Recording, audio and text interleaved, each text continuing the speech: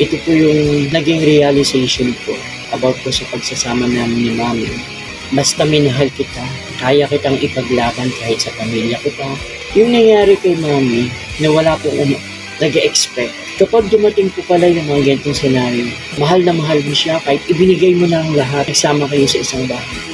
As long as hindi kayo kasama at wala kayong anak, hindi pala ako magiging part ng pamilya nila. From day one hanggang sa dulo ng buhay mo, nandito ako, hindi ko siya binitiwan. Alam ko naman kung saan ko po ilalagay yung sarili ko. Alam ko naman po kung hanggang saan lang din ako. At alam ko rin naman po na hindi po ako legal.